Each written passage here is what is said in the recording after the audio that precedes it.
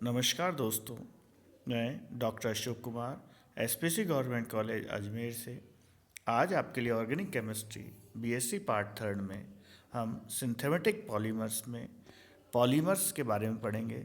इससे पहले कल हमने जो पढ़ा था उसके बारे में से स्टार्ट करते हैं। हमने कल पढ़ा था कि अगर प्रश्न पूछा जाए कि भाई पॉलीमराइजेशन क्या है, तो पॉलीमराइजेशन का मतलब कि simple low molecular weight molecules जो सेम या डिफरेंट स्ट्रक्चर हो सकते हैं, जब कंबाइंड करके एक पॉलीमर फॉर्म होते हैं तो उसे पॉलीमराइजेशन कहते हैं। और पॉलीमर का मीन्स मोर देन वन और मेयर मीन्स पार्ट। ऐसा पॉलीमर जिसके अंदर एक से ज़्यादा पार्ट हों, एक जैसे हो सकते हैं, डिफरेंट हो सकते हैं। ये हमने कहा कि पॉलीमर्स, ऑलिगोपॉलीमर्स, ये कहा कि जिसकी यूनिट 10 से 100 के बीच में है, और हाई पॉलीमर्स यानी 100 से जो ज़्यादा है। नेक्स्ट है हमारा नॉमनक्लेचर। भाई नॉमनक्लेचर में हमने पढ़ा था कि जो पॉलीमर्स हैं जिस मोनोमर से ड्राइव होते हैं उसके आगे प्रीफिक्स में पॉली लगा देते हैं, तो वो पॉलीमर से स्टायरीन, पॉलीस्टायरीन, विनाइल, पॉलीविनाइल, तो इस तरह से हम लगा देते हैं इसके अंदर।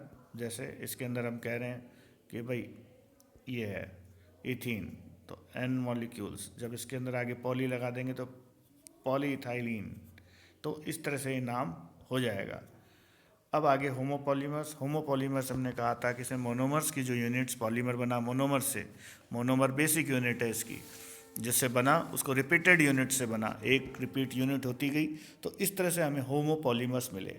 अब पॉली इथाइलिन, पॉलीइथाइलिन में होमोपॉलीमर इथीन है। तो देखिए इस इथीन के अंदर जब इसको एन रिपीटेड मॉलिक्यूल्स हैं, जब इसके बनेंगे एन, हम इस तरह से शो करते हैं, जब इसको पॉलीमर बनेगा तो इस तरह का स्ट्रक्चर आएगा जिसमें हम कहेंगे पॉलीथीन। विनाइल क्लोराइड, तो ये पॉलीविनाइल क्लोराइड, विनाइल क्लोराइड से पॉली, ये भी होमोपॉलीमर्स, ये विनाइल क्लोराइड है, vinyl CH2 double bond CH, इसको विनाइल ग्रुप बोलते हैं, जिसमें क्लोरीन आ गया तो विनाइल क्लोराइड। अब कोपॉलीमर्स, कोपॉलीमर्स में जिसमें दो मोनोमर्स यूनिट्स जुड़ेंगे पर एक जैसे नहीं होंगे, डिफरेंट यूनिट्स होंगे, और एक मिक्स पॉली, इसे हम मिक्स पॉलीमर भी कह सकते हैं। तो ये एग्जांपल नायलॉन 66, नायलॉन 66 में दो होती है, हेक्सामिथाइलिन डायमीन, जैसे 6 कार्बन है इसमें भी, इसलिए 6 यूज़ किया। दूसरा एडिपिक एसिड, इसमें भी 6 कार्बन है, देखिए COH, CH2 4 और COH, इस तरह से इसको नायलॉन 66 कहते हैं। टेरेलीन 1,2 डायोल इथेन डायोल, और टेरेथैलिक एसिड, थैलिक एसिड, ये थैलिक एसिड, तो ये टेरेलीन यानी सिंथेटिक पॉलीमर है ये। दीज आर लीनियर हो सकते हैं, हमने कल बताया था लीनियर हो सकते हैं, ब्रांच हो सकती है, क्रॉस लिंक पॉलीमर हो सकते हैं। अब आज हम इसके थोड़ा आगे से बढ़ते हैं कि जो पॉलीमर्स हैं ये लीनियर पॉलीमर्स, जो हमने कहा कि पॉलीमर लीनियर भी हो सकता है, होमोपॉलीमर्स, तो कोपॉलीमर लीनियर भी हो सकता है, ब्रांच भी हो सकता है, क्रॉस भी हो सकता है। तो हम लीनियर पॉलीमर्स प्रिपेयर होते हैं डिफरेंट वे। अगर उसमें दो यूनिट्स मान लीजिए ए और बी हैं, एक कोपॉलीमर है, कोपॉलीमर यानी एक जैसे मोनोमर नहीं होंगे, तो मान लिए ए और बी। एक आता है अल्टरनेट पॉलीमर, अल्टरनेट का मतलब एक दूसरे के बाद, तो इसमें दो यूनिट्स हैं ए और बी, एन ए और बी। ये यूनिट देखिए A B A B A B A B, इस तरह से ये यूनिट्स चलती जाएंगी, जिसे कहेंगे हम अल्टरनेट मैनर, एक के बाद एक। इस तरह के पॉलीमर्स फॉर्म होंगे। स्टायरीन, ये स्टायरीन है, और ये मैलिक एनहाइड्राइड, तो इस तरह से एक पॉलीमर बनेगा किसका, स्टायरीन एंड मैलिक एनहाइड्राइड। अब दूसरा है रैंडम, रैंडम में ए और बी में ऐसा कोई पक्का नहीं, अल्टरनेट नहीं होगा, इर्रेगुलर होगा, ए हो गया, ए हो गया, फिर बी आ गया, फिर ए आ गया, फिर दो बार बी आ गया ए, यानी कि ये रैंडम को पॉलीमर हो गया। इसका एग्जाम्पल है स्टायरीन और मिथाइल मीथाक्रिलेट। जो इस एग्जाम्पल में दिखाया, ये हमने स्टायरीन दिखाया और ये मिथाइल मीथाक्रिलेट, तो इस तरह से ये रिएक्शन चलती जाएगी और ये इरेगुलर होगी, रैंडम होगी। ब्लॉक को पॉलीमर्स, अब इसमें पॉलीमर को अगर एक ब्लॉक के रूप में कर दिया जाए, देखिए एक ब्लॉक है ये a, linear polymers in which each units form clearly long sequence, यानी एक ब्लॉक बन जाए, ये बी एक ब्लॉक बन गया, ये बी वाला। ये फिर ए एक ब्लॉक बन गया, तो इस तरह से ये ब्लॉक पॉलीमर हो गया। नेक्स्ट,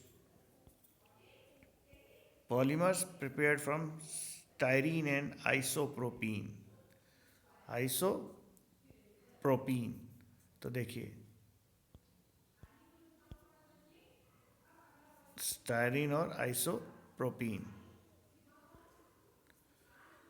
देखिए स्टाइरीन स्टाइरीन फिर आइसोप्रोपीन।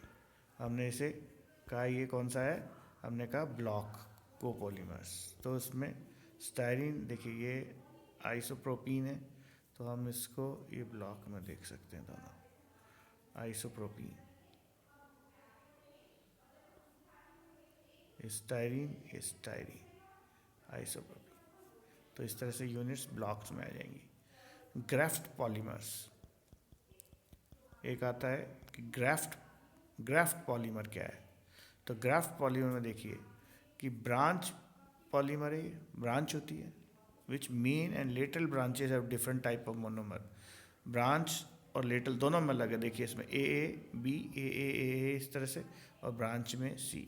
तो इस तरह के कि जो लीनियर है ब्रांच और जो लेटरल ब्रांच है उसमें डिफरेंट मोनोमर्स होंगे। तो इस तरह से हम ग्राफ्ट को पॉलीमर कह देंगे इसको। अब क्लासिफिकेशन चलते हैं, classification of polymers.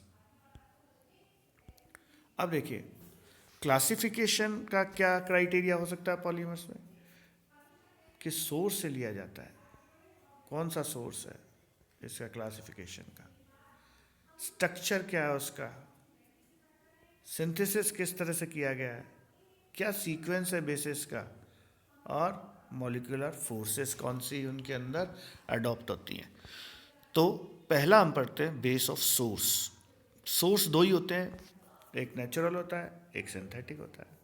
Natural polymer हम बहुत सारी चीज़ें देखिए, आप नेचर में ज़रा अपने ध्यान रखिए कि कौन कौन से हो सकते हैं। नेचर में जो नेचुरल पॉलीमर्स हैं जो नेचर के द्वारा मिलते हैं हमें, फाउंड इन नेचर, सेल्यूलोज जो पॉलीमर है वो प्लांट से मिलता है, ये बीटा डी ग्लूकोज होता है उसके अंदर। स्टार्च गेहूं में, चावल में, इसमें अल्फा डी ग्लूकोज होता है। Proteins, nucleic acid, natural rubber, polymer of cis isopropene, natural rubber, another example of natural polymers. तो बहुत सारे एग्जांपल्स हैं जो ये पॉलीमर्स मिलते हैं नेचर में हमको। अब सिंथेटिक पॉलीमर है भाई, देखिए synthetic polymer which are synthesized from artificial method are called synthetic polymers. Monomer units having simple and low molecular weight polymerizes to form a artificially large polymers. Example क्या हो सकता है, पॉलीआइसोप्रीन। तो पॉलीआइसोप्रीन क्या कहें, पॉलीआइसोप्रीन हम कहें नेचुरल रबर का, हम सिंथेटिक रबर का कहें पॉलीआइसोप्रीन। तो इस पॉलीआइसोप्रीन में देखिए ये चार है आइसोप्रीन, ये नेचुरल रबर है, और इसके जब एन मॉलिक्यूल आइसोप्रीन के तो पॉलीआइसोप्रीन बनता है। इसी तरह से पॉलीइथाइलिन, ये सिंथेटिक पॉलीमर है, इथाइलिन। तो इस तरह से पॉलीमर सिंथेटिक जो है वो बन सकते हैं। नेचुरल पॉलीमर्स अलग होते हैं, पॉलीआइसोप्रीन जो हमने कहा नेचुरल रबर है, पीवीसी है, पॉलीअमाइड्स है, पॉलीस्टारीन है, बेकेलाइट्स हैं, ये सारे सिंथेटिक पॉलीमर्स हैं। अब इसके अंदर इनका स्ट्रक्चर पे हम इसको डिवाइड कर सकते हैं। Classification on the base of structure, on this base polymer can be divided into 3 parts. Linear polymer. In linear polymers, monomer unit joined to a straight line. Straight line में होते हैं, chain में होते हैं side by side. इसका melting point, density, tensile strength of linear polymer high होती है। The bonds between strong होते हैं। एग्जाम्पल जो इसका लीनियर पॉलीमर का हम दे सकते हैं, nylon, high density polythene and polyester, ये इसके एग्जाम्पल हैं। लीनियर पॉलीमर के। फिर आता है हमारा ब्रांच पॉलीमर। देखिए ब्रांच पॉलीमर के अंदर ब्रांचेज हो जाती हैं पॉलीमर्स के अंदर, ये लीनियर पॉलीमर है, ये ब्रांच पॉलीमर्स है। देखिए अब इरेगुलर जॉइनिंग है तो इसका मेल्टिंग पॉइंट ये लेस स्ट्रॉन्ग होता है, स्ट्रॉन्ग नहीं होता। एग्जाम्पल है पॉलीइथाइलीन, ग्लाइकोजन एंड अमाइलोपेक्टिन। तो ये अमाइलोपेक्टिन ये एग्जाम्पल हैं ब्रांच पॉलीमर्स के। अब आता है three dimensional polymers. Three dimensional polymer जो ने कहा था, इसमें क्रॉस लिंकेजेस आ जाती हैं। जैसे ये पॉलीमर्स हैं, इन पॉलीमर्स में जब ये लिंकेजेस आ जाती हैं तो क्रॉस लिंक हो जाती है। Long chain of monomer unit join together by three dimensional cross linking bonds into a three-dimensional lattice. These are hard, firm, and brittle. They do not melt, but on heating strongly, they start burning. ये melt नहीं होते, burn करना शुरू कर जाते हैं। Bakelite, urea, formaldehyde, क्या हमने क्या कहा? Bakelite, urea, formaldehyde resin and melamine formaldehyde resin, ये इसके एग्जाम्पल हैं किसके? क्रॉस लिंक के। और ये क्या बन जाता है फिर? Three dimension cross link polymer. तो आज हमने कुछ पॉलीमर्स पढ़े। नेक्स्ट में हम इनकी सिंथेसिस जो हमारे और जो क्लासिफिकेशन है वो पढ़ेंगे। आज के कक्षा के यहीं तक समाप्त करते हैं। धन्यवाद।